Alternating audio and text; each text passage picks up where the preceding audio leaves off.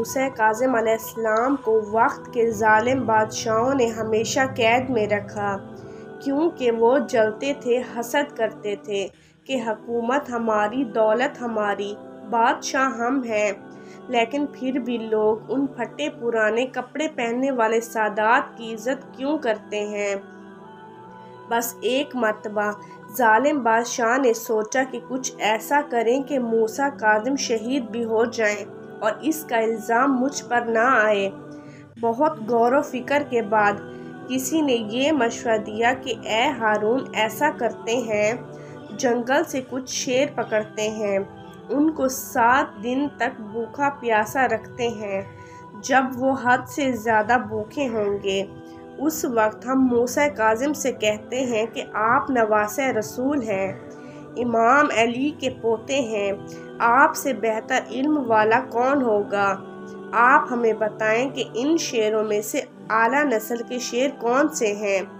امام کو اندر بھیجیں گے، بھوکے شیر امام کو کھا جائیں گے، پھر ہم کہیں گے کہ ہمیں کیا معلوم کہ شیر اس کو کھا جائے گا، ہم تو ان کو رسول اللہ کا نواسہ سمجھتے تھے۔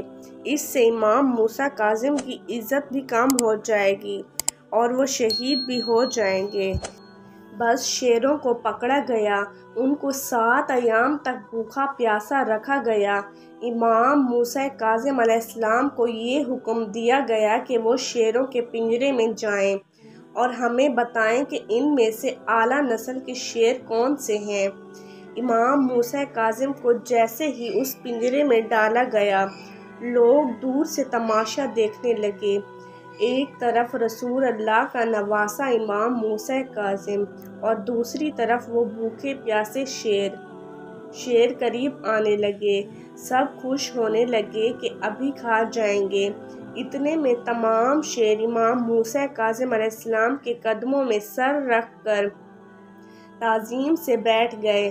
امام ان تمام شیروں کے سر پر ہاتھ گھمانے لگے۔ سب دیکھ کر حیران ہو گئے کہ یہ اتنے دنوں سے بھوکے شیر امام موسیٰ کاظم کو کھا کیوں نہیں رہے۔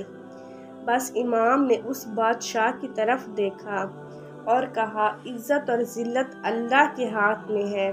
پھر فرمایا، اے بادشاہ کہلانے والے، یہ تمام شیر اعلیٰ نسل کے ہیں، کیونکہ جو ہمیں پہچانتا ہے وہ کبھی کم نسل کا ہو ہی نہیں سکتا۔ وہ بادشاہ پشیمان ہونے لگا اور لوگ رسول اللہ کی آل پہ اولاد پہ درود بھیجنے لگے۔ سلام ہو نواسۂ رسول امام موسیٰ کاظم علیہ السلام پر۔